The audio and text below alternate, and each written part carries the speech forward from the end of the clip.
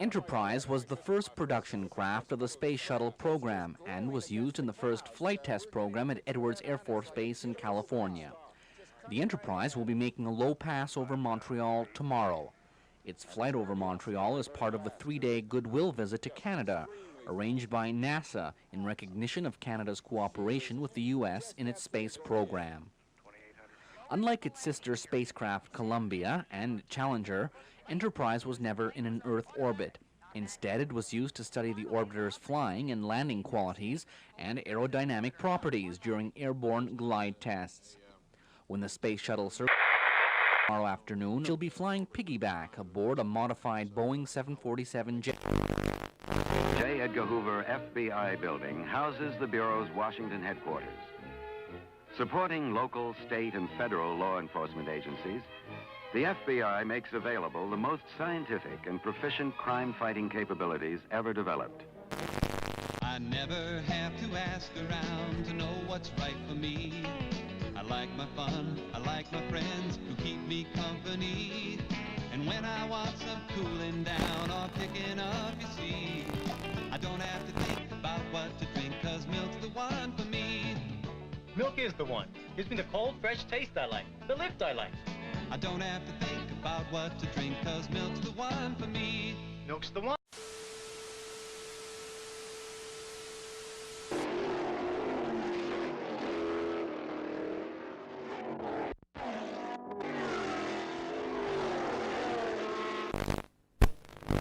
Unit with emergency, go ahead. We have spotted a tornado in Green Township. It is really big. Fleet headed northeast towards 275. Willfleet and Creek, a house exploded. 460. Creek and Plainfield is a shambles. 962, go ahead. This whole neighborhood, Hutchison Road, has been wiped out. Houses leveled, wires, poles, and power down. You better send everything you can get over here. Everything we got's rolling, 962. In the morning. We had a tornado. That would be the understatement of the year. Oh my goodness. In fact, it's like 100,000 tons of bomb. Of course, you know by now that Elvis Presley died yesterday. Later today, his body will lie in state at his home, Graceland, in Memphis, Tennessee. Earlier this week, Democratic congressional leaders urged President Carter to their reform proposals for a while. They were unsuccessful, as Marilyn Berger now reports from the White House. After Health, Education, and Welfare Secretary Joseph Califano met with President Carter this morning, he said the administration will present its proposals for welfare reform this week, as planned. The President's program is going to be as he's promised. It'll be very pro-work, it'll be very pro-family, it'll be very anti-fraud and anti-abuse. Just days before the message is to go to Congress, a final picture is emerging of what the proposals will contain. The program will require no additional cost during the first year. Work incentives will be provided, but there's no sign there will be enough work to get a large number of people off welfare quickly. Income supplements to the working poor will be determined by both salary and family size. Welfare mothers will not be required to work if their children are under the age of 14. States will receive some financial relief to help pay for welfare programs. How much is not known. Influential congressmen have warned the president that many of these proposals are highly controversial and that action this year is very unlikely.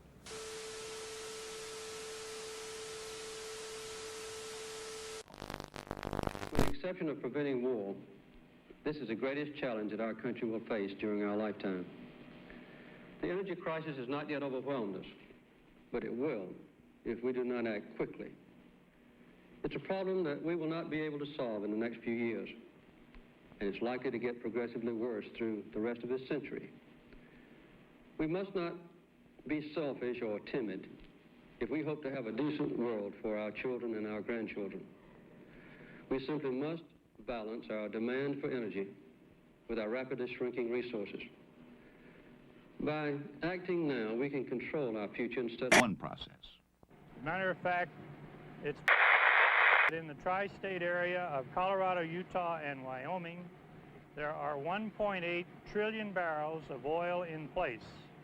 and that the recoverable oil from those deposits is probably of the order of 600 billion barrels.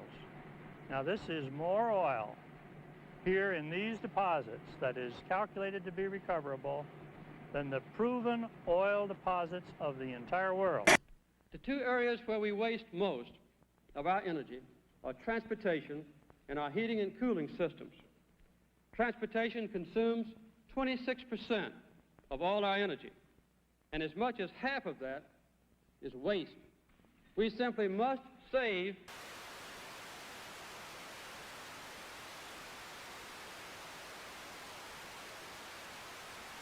One energy idea that is here today is the Strategic Petroleum Reserve, a stockpile of oil stored in underground caverns called salt domes. These reserves are like money in the bank to be drawn on when needed. Maurice Graber of the Department of Energy. The cavern beneath us will hold about 16 million barrels of oil. The 5 caverns on this complex will store about 60 million as they now exist. The major purpose of the oil storage program is to stockpile a reservoir of oil which will be available in case a shortage develops for any reason. Good evening. Elvis Presley died today. He was 42. Apparently it was a heart attack. He was found at his home in Memphis, not breathing. His road manager tried to revive him. He failed. A hospital tried to revive him. It failed. His doctor pronounced him dead at 3 o'clock this afternoon. During the night, one of the jets belonging to Presley brought his former wife, Priscilla, and their daughter, Lisa Marie, to Memphis from California. You wish you hadn't have taken it? Well, not particularly. I think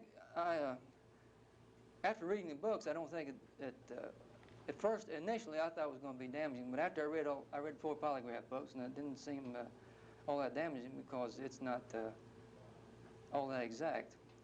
And once you read a book, you can't beat the test, but you can keep them from beating you. For instance, you can learn how to breathe as normal, things like that. 2 unmanned spacecraft, Voyager 1 and 2, lifted off from Cape Canaveral atop Titan Centaur rockets. Traveling uninterrupted through interstellar space, the Voyagers will endure forever, long after everything man has ever built has crumbled into dust. In the event the spacecraft encounter alien intelligence, both Voyagers carry a copper phonograph record, a message, celebrating the sights and sounds of Earth. And friendly wishes. These unique discs contain photographs of everyday life, as well as voices, offering greetings in 55 languages. There are also animal noises, the music of Beethoven and Chuck Berry, a baby crying, laughter, rain, and a... Simple as can be. Skateboard safety is simple. Never ride in the street, and before you take off, put on your gloves, elbow and knee pads, and helmet. It's no fun to wipe out, but if you do, you'll be protected. Safety gear. And more fun on wheels. There's a key, and it makes it just as simple as can be. Guard your elbows, head, hands, and knees. Do it for your own security. It helps a lot. It's the key. Just in case. It's the key.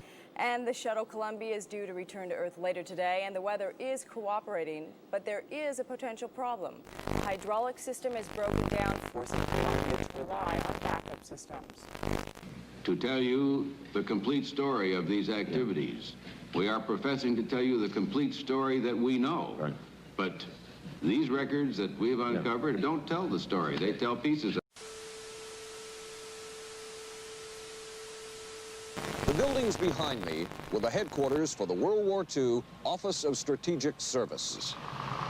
It was here that the first halting steps toward mind control began.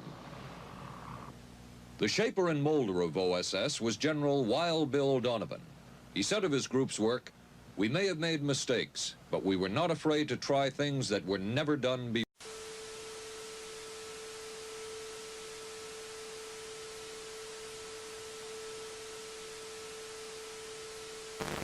In this anything-goes atmosphere, Donovan appointed this man, Stanley Lovell, a Boston industrialist, to break new ground in many scientific and technical fields. Donovan called Lovell his Dr. Moriarty, after the fiendish professor in Sherlock Holmes. Lovell liked the name and posed for this Saturday Evening Post photo. He later wrote of his OSS job that it was, quote, to stimulate the PEC's bad boy beneath the surface of every American scientist and to say to him, throw all of your normal law-abiding concepts out of... Here's a chance to raise merry hell. It was in this atmosphere that the search for mind control... CIA Director Turner said such tests stopped years ago. He said he found it abhorrent to use human beings as guinea pigs. In this note from White's diaries, it says, call Lovell regarding TD. TD was a rather transparent cover for Truth Drug. George White worked with the Truth Drug Committee here at St. Elizabeth's Hospital in the nation's capital. They experimented with mescaline, scopolamine, and marijuana on unwitting victims.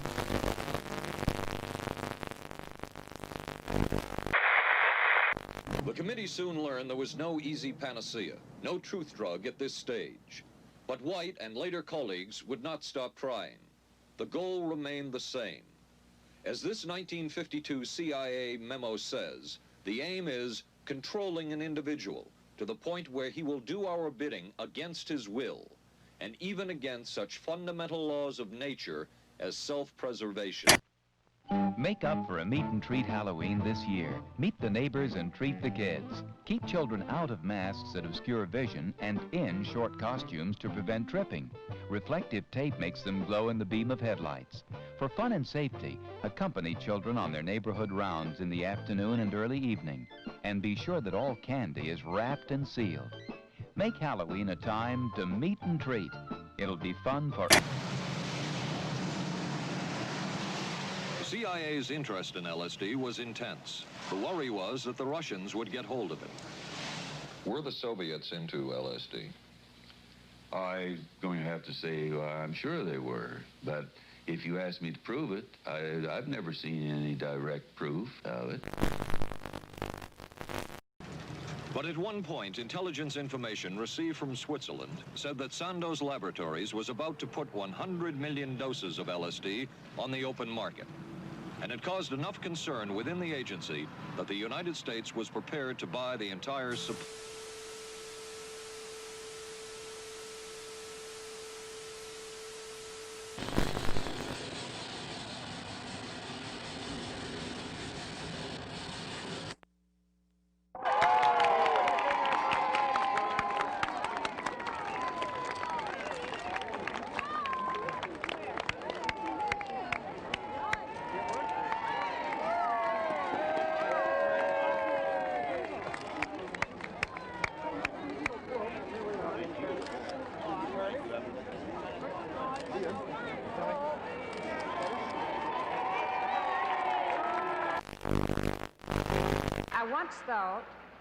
I once thought the women's movement belonged more to my daughters than to me, but I have come to know that it belongs to women of all ages.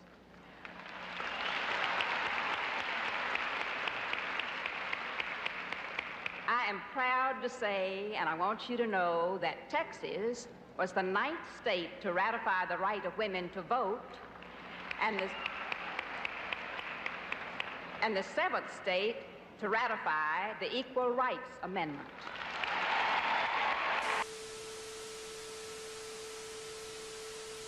I move the adoption of the following resolution. The Equal Rights Amendment should be ratified.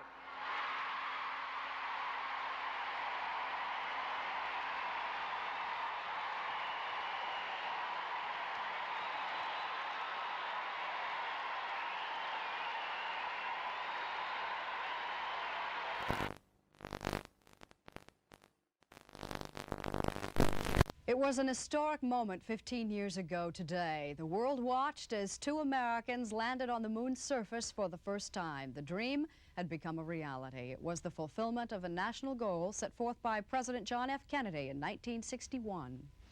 I believe that this nation should commit itself to achieving the goal before this decade is out of landing a man on the moon and returning him safely to the Earth. Liftoff. We have a liftoff. 32 minutes past the hour. Liftoff on Apollo 11.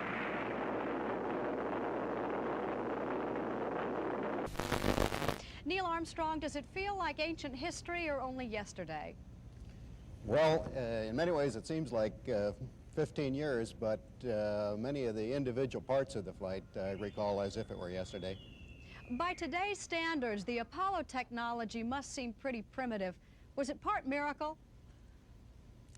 Neil? I think it was about 99% dedication of the people who put our spacecraft together and ensured it worked the way it was supposed to work. Thank you for sharing this anniversary with us this morning. You look fine in business suits.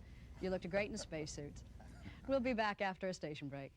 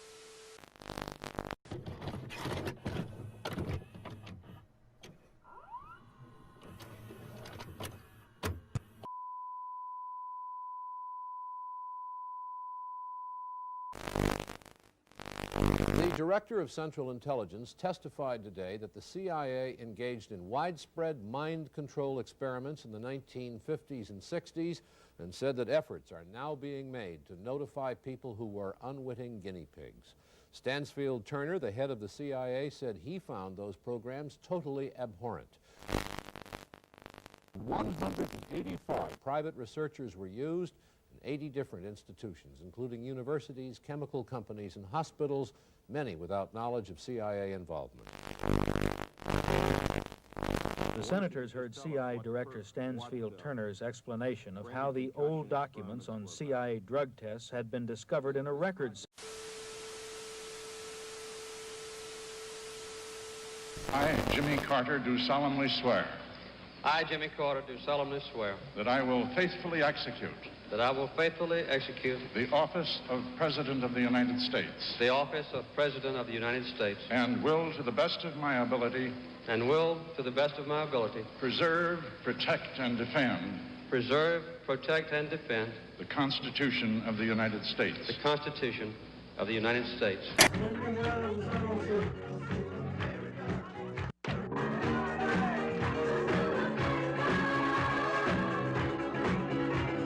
As President, I am also determined to maintain America's leadership in space. The first great era of space exploration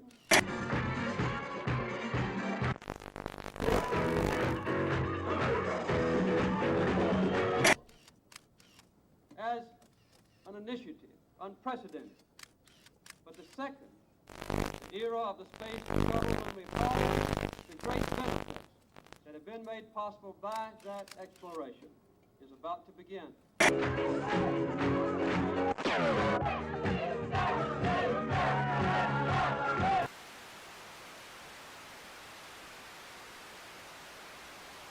Enterprise was the first production craft of the Space Shuttle program and was used in the first flight test program at Edwards Air Force Base in California.